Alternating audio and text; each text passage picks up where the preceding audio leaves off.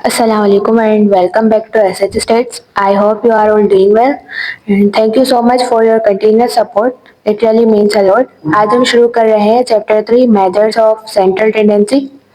ये चैप्टर बहुत इम्पोर्टेंट है क्योंकि यहाँ से स्टैटिस्टिक्स असल में इंटरेस्टिंग होना शुरू होती है।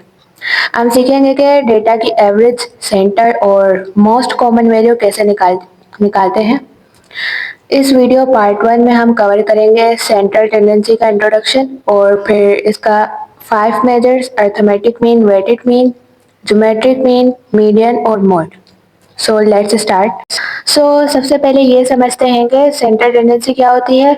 सोचें कि अगर आपके पास 50 स्टूडेंट्स के मार्क्स का डेटा हो, क्या आप हर बार 50 नंबर्स देखोगे? नहीं, आप चाहोगे कि एक ऐसी सिंगल वैल्यू हो जो पूरे डेटा को रिप्रेजेंट करे। यही काम करता है सेंट्रल टेंडेंसी। यह एक ऐसी सिंगल वैल्यू होती है जो पूरे डेटा सेट का सेंटर या टिपिकल वैल्यू रिप्रेजेंट करती है।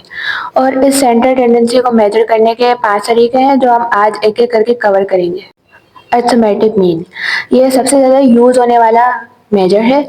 इसका मतलब बिल्कुल सिंपल है, सारी वैल्यूज को प्लस करके नंबर ऑफ वैल्यूज से डिवाइड करना है।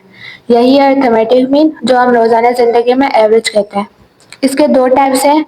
पहला पॉपुलेशन मीन, जिसे हम म्यू से डिनोट करते हैं जब डेटा में सब लोग शामिल हों। फॉर्मूला है sigma x divided by n. Second one है सैंपल मीन, जिसे हम एक्स बार से डिनोट करते हैं जब सिर्फ कुछ लोगों का डेटा लिया गया हो पूरी पॉपुलेशन में से। फॉर्मूला है sigma x divided by n. अब एक एग्जांपल देखते हैं। 5 स्टूडेंट्स के मार्क्स हैं 70, 80, 65, 90 एंड 75। मीन इन सब को प्लस करके इनकी नंबर ऑफ वैल्यू से डिवाइड करके, तो इस क्लास का एवरेज स्कोर 76 है। अब 3 की प्रॉपर्टीज याद रखनी है। पहली, हर डेटा सेट का सिर्फ एक ही मीन होता है। Second is, her value mean को अफेक्ट करती है, एक भी एक्सट्रीम वैल्यू मीन को बदल देती है। तीसरी, मीन से सारी वैल्यूज का डेविएशन का सम हमेशा 0 होता है। डेविएशन क्या होता है कि डेटा सेट की हर वैल्यू उसके मीन से कितना दूर है। यह हमें हर वैल्यू उसका मीन से माइनस करने पर मिलती है। वेटेड मीन, ये तब यूज होता है जब सारी वैल्यूज इक्वली इम्पोर्टेंट नहीं होती, कुछ वैल्यूज ज़्यादा इम्पोर्टेंट होती है। मिसाल के तौर पर अगर आपके 3 सब्जेक्ट्स हैं और उनके क्रेडिट आवर्स अलग अलग हैं, तो जो सब्जेक्ट ज़्यादा क्रेडिट आवर्स वाला है वो एवरेज पर ज़्यादा असर डालता है। यही वेटेड मीन है। फॉर्मूला है sigma W times X divided by sigma W. Example में मैथ्स के 80 मार्क्स हैं और 3 क्रेडिट आवर्स, इंग्लिश के 70 मार्क्स और 2 क्रेडिट आवर्स, स्टेट के 90 मार्क्स और 4 credit hours. Weighted mean is 82.2, जबकि सिंपल मीन सिर्फ 80 था। फर्क है क्योंकि स्टेट्स के ज़्यादा क्रेडिट आवर्स हैं। 3 की प्रॉपर्टीज, पहली, जब वैल्यूज की इंपॉर्टेंस अलग हो तब यूज करें। दूसरी, अगर सब वेट्स इक्वल हो तो weighted mean is equal to arithmetic mean. तीसरी, वेट्स क्रेडिट आवर्स, फ्रीक्वेंसी या परसेंटेज कुछ भी हो सकती है। इन दोनों में एक सिंपल फर्क है। अरिथमेटिक मीन सारी वैल्यूज इक्वली इंपॉर्टेंट होती हैं। Formula summation X divided by N. Weighted mean कुछ वैल्यूज ज्यादा इंपॉर्टेंट होती है। फॉर्मूला है summation W times X divided by summation W. बस इतना। ज्योमेट्रिक मीन ये थोड़ा अलग है। इसका यूज तब होता है जब डेटा में रेट्स, परसेंटेजेस या ग्रोथ हो, जैसे इंटरेस्ट रेट्स या सेल्स ग्रोथ। फॉर्मूला है सारी वैल्यूज को आपस में मल्टीप्लाई करें फिर nth रूट लो। एग्जाम्पल में एक कंपनी की सेल्स 3 सालों में इन रेट से बढ़ी 4, 16, 64। ज्योमेट्रिक मीन इज, पहले तीनों वैल्यूज को मल्टीप्लाई करेंगे फिर उसके बाद उसका क्यूब रूट लेंगे। 3 की प्रॉपर्टीज, पहली रेट्स और ग्रोथ के लिए यूज होता है। दूसरी, ज्योमेट्रिक मीन हमेशा अरिथमेटिक मीन से कम या बराबर होता है। तीसरी, अगर कोई भी वैल्यू 0 या नेगेटिव हो तो ज्योमेट्रिक मीन यूज नहीं कर सकते। अब तीनों मीन्स को एक साथ कंपेयर करते हैं। Arithmetic mean simple average equally important data के लिए जैसे test scores. Weighted mean unequal importance वाले डेटा के लिए जैसे GPA with credit hours. Geometric mean rates और ग्रोथ के लिए जैसे इंटरेस्ट रेट्स। मीडियन ये डेटा सेट की मिडल वैल्यू होती है। पहले डेटा सेट को सॉर्ट करो फिर बीच वाली वैल्यू ढूंढो। दो केसेस हैं। पहला, odd number of values, position find out करने के लिए नंबर ऑफ वैल्यूज को +1 करके डिवाइड बाय 2 करना है। दूसरा, इवन नंबर ऑफ वैल्यूज, बीच की दो वैल्यूज को प्लस करेंगे और 2 से डिवाइड करेंगे।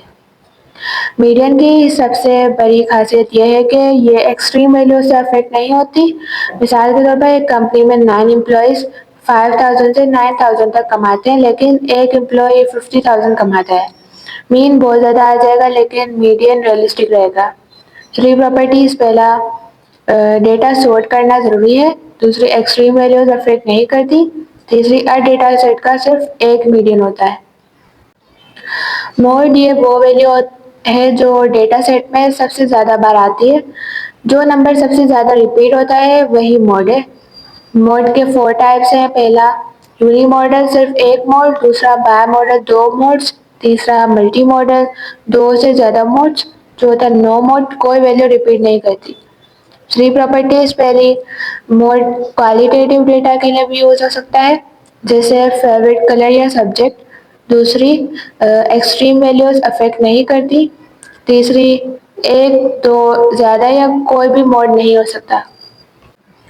अब तीनों का एक साथ कंपैरिजन करते हैं। मीन एवरेज नॉर्मल डेटा के लिए, लेकिन एक्सट्रीम वैल्यू से अफेक्ट होता है। Median, middle value, extreme values present हो तो यूज करें। मोस्ट फ्रिक्वेंट क्वालिटेटिव डेटा के लिए भी काम करता है। अब एक ऐसा एग्जांपल लेते हैं जो ये सारी चीजें एक साथ दिखाए। सोचे कि एक शू कंपनी है और वो अपने कस्टमर्स के शू साइजेस समझना चाहती है। मीन यूज करें तो पता चलता है कि एवरेज शू साइज 8.3 है। यूजफुल वो total stock ordering. Median use करें तो पता चलता है कि मिडल शू साइज 8 है। यूजफुल जब कस्टमर्स बहुत बड़े या छोटे साइज पहनते हैं। मोड यूज करें तो पता चलता है कि सबसे ज़्यादा बिकने वाला साइज 7 है। ये सबसे ज़्यादा यूजफुल है क्योंकि कंपनी को यही साइज सबसे ज़्यादा बनाने चाहिए।